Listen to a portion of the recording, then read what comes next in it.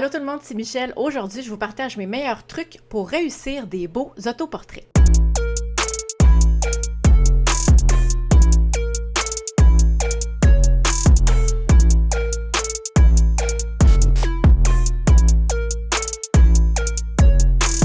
J'utilise le mot autoportrait parce que dans ma tête, pour moi, un selfie, c'est une photo qui est prise sans vraiment beaucoup de réflexion. C'est une photo qu'on prend d'abord avec son cellulaire, pas avec un appareil photo. Puis c'est des photos qu'on prend pour montrer avec qui on est, puis à quel endroit on est. Puis il n'y a pas vraiment de démarche artistique qui est derrière ça. Un autoportrait peut être utilisé évidemment comme contenu sur les médias sociaux, Facebook, Instagram, Tinder, pourquoi pas, et peut être aussi utilisé dans un point de vue plus professionnel si vous avez besoin d'un nouveau portrait corpo pour votre LinkedIn, pour des documents, pour une présentation. Et c'est vraiment cette approche-là que je vous partage aujourd'hui, quelque chose de plus professionnel, de plus léché. Je vous présente 4 photos différentes. Les 2 premières photos ont été prises exclusivement en lumière naturelle. Les 2 photos suivantes sont prises avec une seule source de lumière qui est un ring light bien cheap. Je vais vous mettre le lien du ring light en dessous. Vous allez peut-être être surpris même de réaliser à quel point ça prend pas grand-chose pour réussir des belles photos. J'ai utilisé mon boîtier Sony A9 et j'ai utilisé ma 55 mm f1.8. Si vous êtes débutant en photographie et que vous n'avez pas la 50 mm f1.8, je vous recommande chaudement de regarder ma vidéo exclusivement sur l'objectif. Ça va peut-être vous intéresser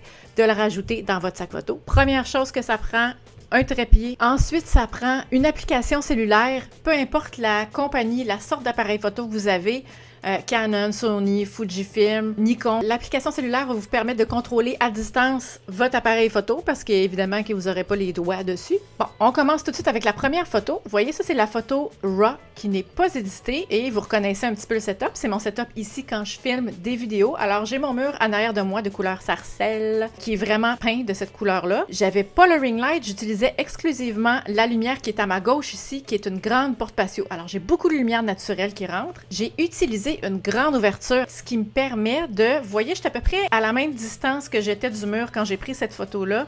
Et vous voyez, je suis pas très loin. Le fait d'avoir utilisé une grande ouverture à f1.8, ça permet vraiment d'avoir beaucoup de flou dans l'arrière-plan. Ça donne une chance. Voici la version traitée. Encore une fois, avant, après, avant, après. J'ai enlevé le bouton ici, j'ai enlevé les imperfections, j'ai amélioré un petit peu les yeux, mais en gros, vous voyez que je me ressemble quand même avec la vraie vie. Le but, c'est pas de transformer, c'est d'améliorer. C'est ça le truc. Deuxième photo, alors j'ai changé d'endroit, j'ai été vis-à-vis un mur qui est turquoise et la lumière, au lieu d'arriver sur le côté, la lumière était de face. Ça fait vraiment des belles lumières pour des portraits très uniformes qui va aider à diminuer les imperfections. Et vous voyez, le mur était pas très loin là non plus parce qu'on voit mon ombre ici. C'est ce qui m'a inspiré pour faire le traitement. Et cette photo-là, pour réussir cet effet de flou ici, j'ai fait une vidéo là-dessus, comment faire des beaux effets de flou suggérés et des mouvements filés. Je vais vous mettre le lien. J'ai diminué ma vitesse d'obturation et je suis restée assise sur mon banc et j'ai seulement que bougé ma tête comme ça aller-retour. J'ai fait beaucoup d'essais-erreurs parce que là, c'était difficile avec le déclencheur de tout timer ça. Parenthèse, déclencheur, je vous suggère d'utiliser genre 2 ou 5 secondes pour vous donner le temps de peser sur le bouton de votre cellulaire, cacher votre cellulaire puis prendre votre pause. Et l'ombre qui était derrière moi ici m'a inspiré pour faire cette espèce d'effet d'étirement vers la gauche. J'ai fait ça dans Photoshop. J'ai vraiment étiré l'arrière-plan et j'ai rajouté après ça des pinceaux, des effets de splash. J'ai dessiné avec un petit pinceau, avec des couleurs qu'il y avait dans la photo. Bref, c'était vraiment une inspiration 100% artistique. Et j'avais juste envie de le faire, là, fait que j'avais le goût de vous le présenter. Photo là, ici, j'étais dans ma salle de bain. Et oui, et ce qu'on voit en arrière, un petit peu la texture, là, c'est la céramique du fond de ma douche.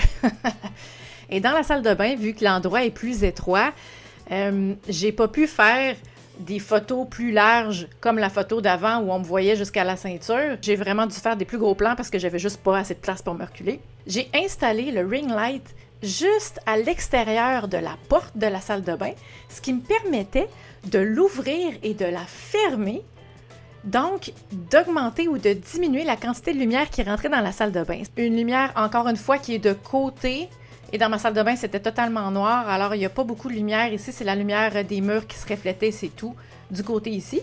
Et pour le traitement, là, j'y ai été plus généreusement parce que c'est ça qui m'inspirait. Alors, photo originale, photo traitée. Tu sais ce que vous voyez dans les revues, les belles photos comme ça, là, les filles qui se font prendre en photo, c'est de ça qu'ils ont l'air, là. Je veux dire, ça a de l'allure, mais c'est pimpé un peu. J'ai joué avec la psychologie des couleurs et ça, c'est en primeur.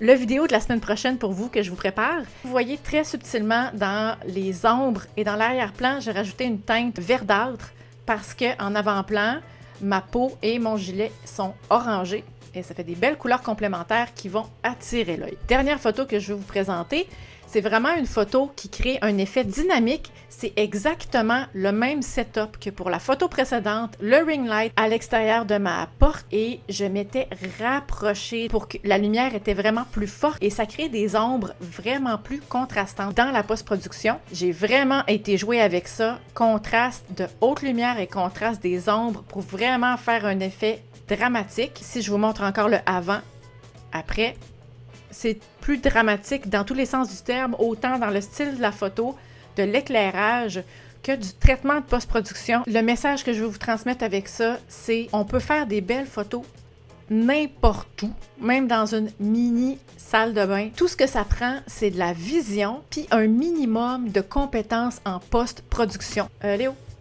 Merci. Je ne m'étalerai pas plus que ça sur le traitement de la photo. J'ai fait plusieurs vidéos de post-production. Je vais vous mettre des liens. Et je vous mets également en lien ma vidéo sur des trucs de composition. C'est vraiment des beaux trucs de base en photo, une belle fondation, des trucs faciles à utiliser qui vont vraiment améliorer la qualité et le look de vos photos. Pour wrapper tout ça, je vous suggère d'utiliser une grande ouverture. Ça va vous permettre, 1, de rendre l'arrière-plan flou et 2, de vous donner une chance avec la luminosité à l'intérieur. Deuxièmement, utilisez une vitesse d'au moins 1 centième de seconde. C'est pour éviter le flou de mouvement. Alors, utilisez 1 centième de seconde, 1 sur 100 ou plus rapide si vous avez plus de lumière. Et dernier truc, utilisez l'ISO le plus bas possible. Toutes les photos que vous avez vues, ou presque, avaient un ISO à 100, ce qui me permet en post-production de vraiment me laisser aller, d'aller vraiment rechercher des détails dans les ombres et dans les hautes lumières sans compromettre la qualité de l'image.